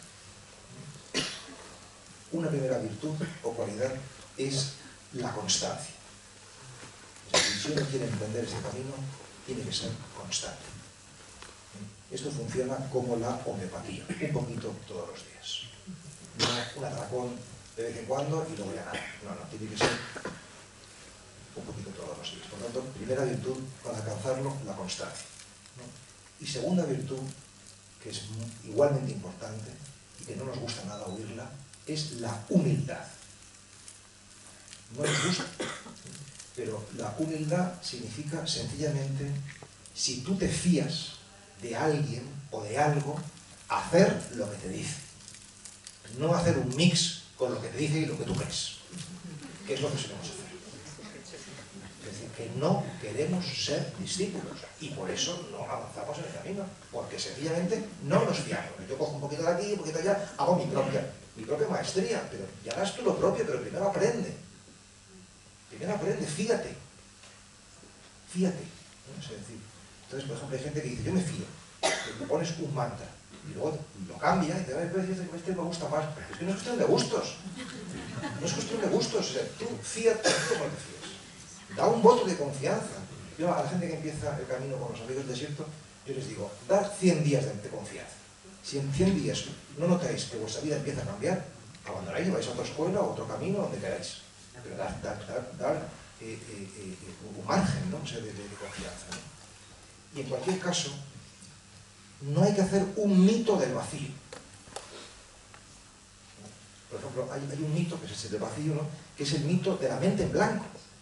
Mucha gente dice, es que yo lo consigo dejar la mente en blanco. Yo tampoco, no te fastidies. Si es que no se trata de dejar la mente en blanco. Esto es una estupidez que se nos ha colado, no sé cómo. Dicho de manera más técnica, el ideal no es el control absoluto de la mente, sino la absoluta aceptación de lo que la mente es, que es distinto. Repito, el ideal no es el control absoluto de la mente, sino la absoluta aceptación de lo que la mente es. Por ejemplo, si tú tienes hijos en casa, pequeños, estarán jugando y armarán bulla, ¿no? Entonces, si te quieres concentrar, quieres trabajar, quieres meditar y arman bulla, que es lo normal cuando hay niños, tienes dos posibilidades. Una, expulsarlos de casa. Y dos, abstraerte de sus juegos y centrarte en tu trabajo o en tu meditación, ¿no? Pues con los pensamientos en la mente pasa exactamente igual, ¿eh?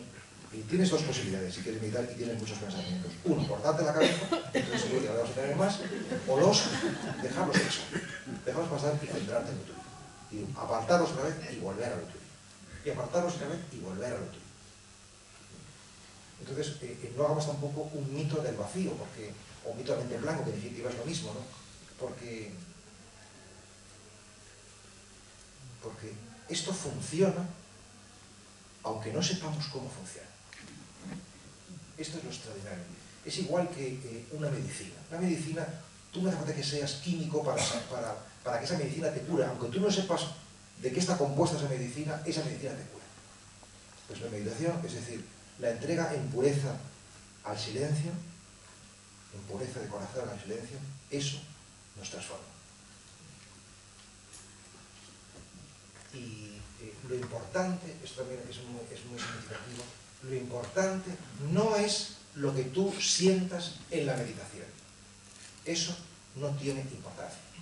Dicho más claramente, los frutos de la meditación no se ven en la meditación, sino en la vida cotidiana. Es ahí donde se verifica el camino. O sea, y esto es capital. O sea, no meditamos para generar una aristocracia interior, para decir, es que no nos interesa la aristocracia interior. Meditamos para ser más humanos. Si eres una persona más humana, ese es el camino. Es decir, la iluminación se verifica en compasión. La gracia se verifica en caridad, lo cristianamente.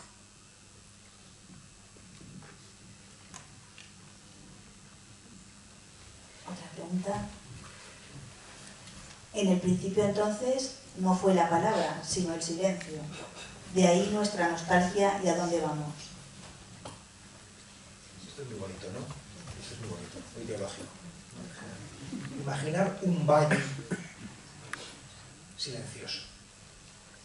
Imaginar que en ese valle suena la campana de de un monasterio que te convoca a maitines, por ejemplo. ¿Qué posibilita que se escuche ese sonido? ¿La campana o ese valle silencioso? ¿No? Pues el valle silencioso es el Padre, es el silencio, y la campana que suena es el Hijo. Es decir, que realmente palabra y silencio están intrínsecamente unidos. Es decir, el sonido de la campana es el que nos permite comprender que hay ese valle silencioso.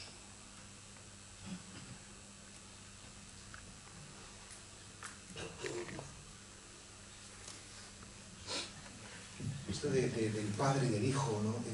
La palabra de silencio.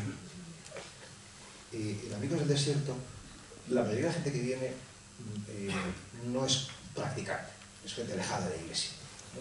Incluso muchos no creyentes directamente, ¿no? Entonces, hay algunos que, por esta cosa un poco de orgullo, de agnóstico o de ateo, no sé, que cuando yo digo, nos hemos reunido en el nombre del Padre, del Hijo y del Espíritu, o sea, se ponen un poco nerviosos, no dicen nada, esto no me gusta, ¿sabes? O sea, entonces, en cada ocasión yo les dije a esta gente, pero vamos a ver, si yo digo, nos hemos reunido en el nombre de la fuente, del camino y de la energía, esto me gusta muchísimo. Pero es exactamente lo mismo. Es exactamente lo mismo. El Padre es la fuente, el Hijo es el camino y el Espíritu es la energía. O sea, y no es más metafórico un lenguaje que otro. No es más metafórico un lenguaje que otro. Entonces, no tengamos prejuicios de ningún género. Porque por estos prejuicios nos estamos perdiendo un depósito de sabiduría extraordinario. Si es que da igual que tú no seas creyente, porque tú seguro que sí que crees en que es necesario para el ser humano una fuente, un camino y una energía. Pues aprovecha el depósito de sabiduría que está en el cristianismo y en otras tradiciones, pero si estás aquí, pues esta es la que tienes más cerca para beber de él. Si es que el asunto, yo no me canso de repetirlo, porque es que esto es fundamental, es que Cristo no es propiedad de los católicos. Cristo es patrimonio universal. Es para todo el mundo, esto no solamente un copyright de los bautizados. Nosotros nada más es para nosotros solos. No nos hemos enterado de nada. O sea, hasta que no tengamos esta mentalidad profundamente abierta, estaremos manipulando el mensaje, pervirtiéndolo de raíz. Entonces, un cristiano tiene que notarse, pues, como Cristo, porque tiende puentes. Cuando yo me imagino a Cristo hablando en segunda bienaventuranza del monte, segunda bienaventuranzas, diciendo, tú, si eres de derechas, no, fuera.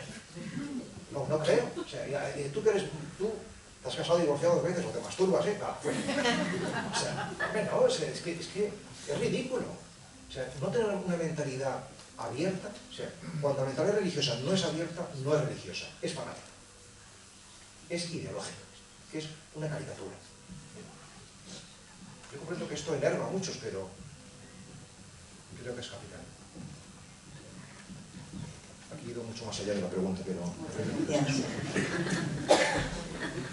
¿Cómo comunicarte en comunidad en el silencio? ¿Qué aconseja para convivir en el silencio? Me encanta porque en los retiros que damos en el desierto no se habla, estamos en silencio, ¿no? Y al final, el domingo por la tarde, pues hacemos una puesta en común, ¿no? Entonces la gente dice lo que ha vivido en ese fin de semana, ¿no? Y entonces muchas personas dicen, me caéis fenomenal, quiero ser vuestro amigo, sois un grupo extraordinario. Y entonces uno pregunta, mire, ¿por qué te cae fenomenal si no sabes nada de él? O sea, no has cruzado una palabra, ¿no? O sea, no sabes quién es, ni siquiera cómo se llama, ¿no? O sea, ¿y esto qué significa? Significa que la palabra puede generar empatía, en el mejor de los casos, psicológica. Pero el silencio genera algo más profundo que la empatía psicológica, y es la comunión espiritual. Porque la empatía está basada en la afinidad. Es decir, tú piensas como yo, sientes como yo, tienes experiencias parecidas, entonces yo genero esta empatía. Pero el silencio es más profundo porque no depende de que pienses como yo, sientas como yo, sino es más radical. Entonces, si queremos que haya una comunidad unida realmente, que esté en silencio juntos. Esto unirá muchísimo más que cualquier debate. Porque el problema del debate, el problema de la palabra, es que enseguida la transformamos en ideología. ¿No? Estoy de acuerdo, estoy en desacuerdo. Entonces ya genera división. Pero el silencio necesariamente genera unión. Esto es lo extraordinario.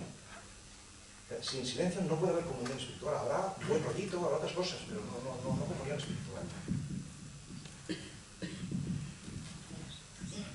A ver. Mi marido ha fallecido. ¿Cómo puedo hacer de mi sufrimiento fuente de plenitud?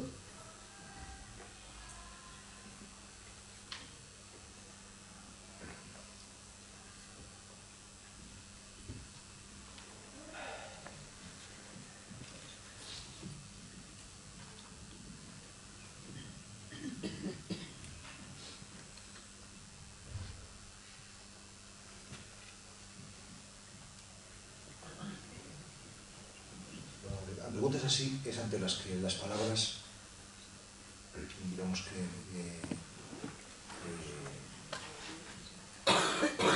hay que darse con mucho cuidado, porque si no se pueden convertirse en banalidad. El sufrimiento, lo primero que tiene que suscitar es respeto. Entonces, de verdad, he oído razón, no quiero profanar con palabras, por muy bonitas que puedan ser, las palabras a veces pueden ser muy hermosas, ¿no? Pero no profanar una experiencia de dolor, ¿no? Porque el dolor pide ser respetado y no profanado.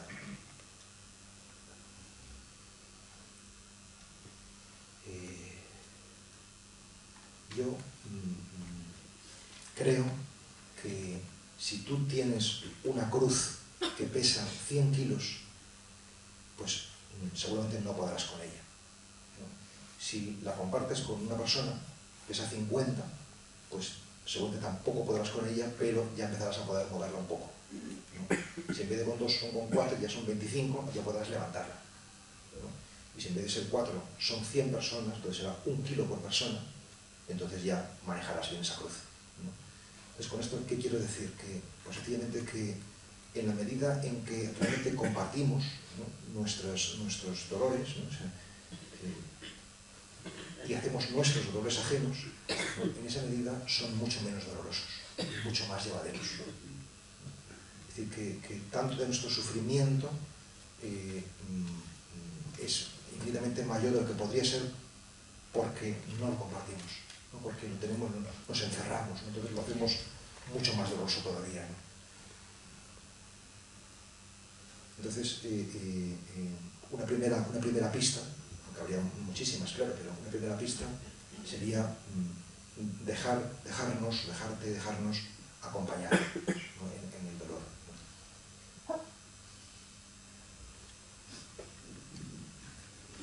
Gracias. A ver, Juan pregunta, ¿cómo se concilia estar en el presente con la incansable aspiración del hombre a superarse y a sacar nuevas posibilidades a las cosas y transformar la realidad?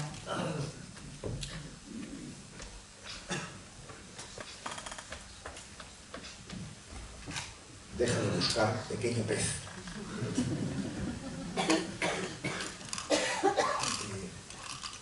Por supuesto que el ser humano es presente, pasado y futuro. Y por supuesto que nuestra felicidad depende fundamentalmente de dos cosas. Una, de cómo vivimos el presente, y dos, de cómo recordamos el pasado.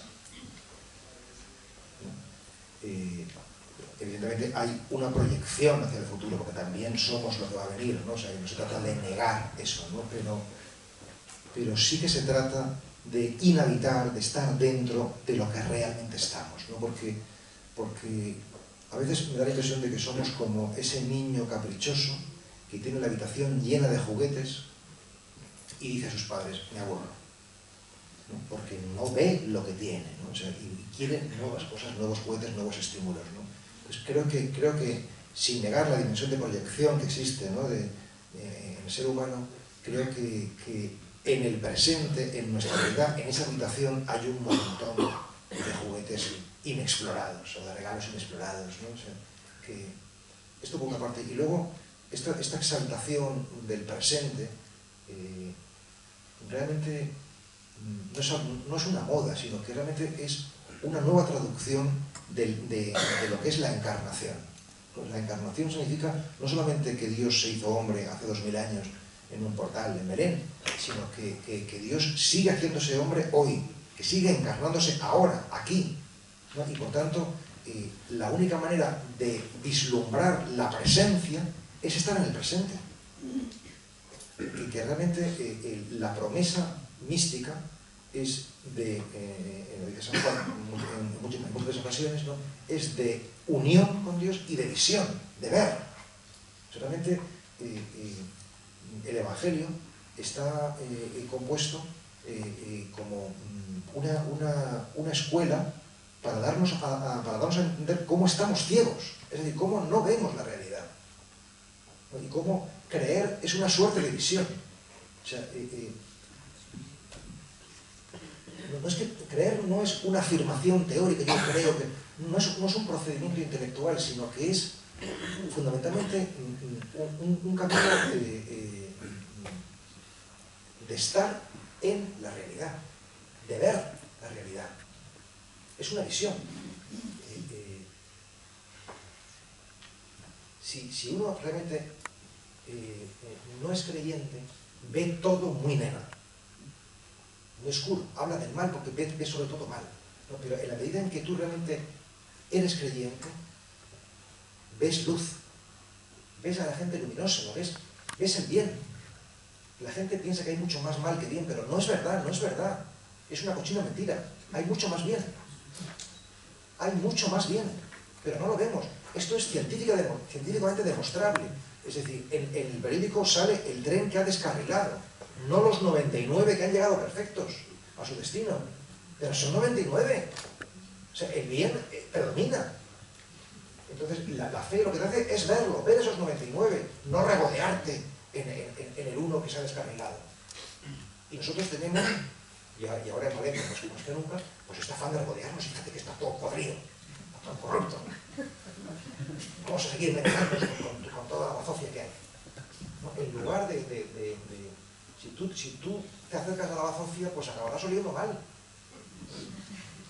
Si tú hablas de bazofia, pues tu lengua estará llena de serpientes y de sapos.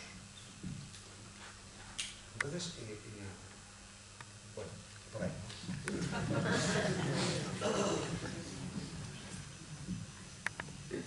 Pregunta sobre la experiencia de meditación y oración. Dice, en mi experiencia de silencio y meditación, tras inquietudes, distracciones y sombras, muchas de todas ellas, me he encontrado breves momentos de serenidad, de mucha claridad y de luz. ¿Cómo discernir si esto es un buen paso o solo algo que yo imagino? Hay un criterio indudable, ¿no? O sea, clarísimo, ¿no? Inequívoco, no hay una palabra, ¿no? Y es la vida ordinaria. O sea, tú puedes tener experiencias de meditación muy consoladoras y muy beatíficas y muy maravillosas y estará muy bien, pero pues disfrútalas y te lo pases bien, ¿no? O sea, pero lo interesante es si eso te hace más generoso, menos egoísta, más diligente, más... O sea, ahí es donde se verifica que realmente estás haciendo un camino de humanidad y no de aristocracia interior, ¿no?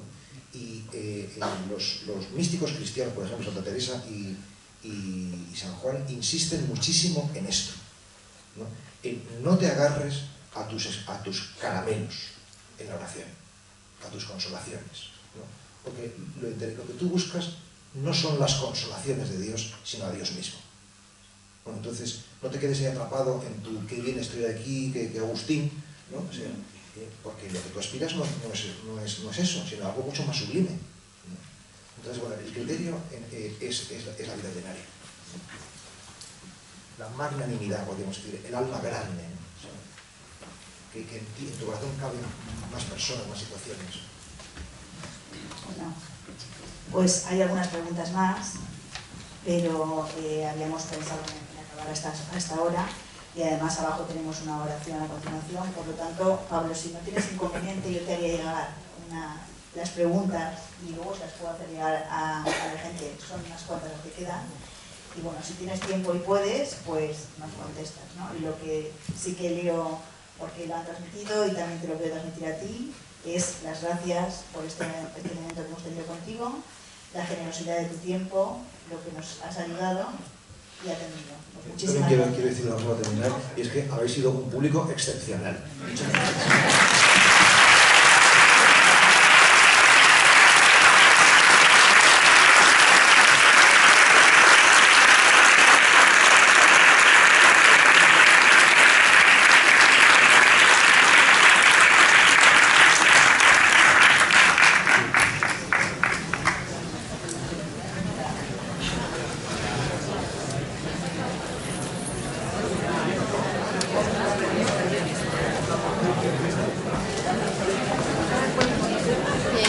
¿Me dijiste la última vez que me ibas a dar lo de eso, no? ¿Qué El era? archivo del año... Ah, lo tendré por allí, sí. ¿Eh?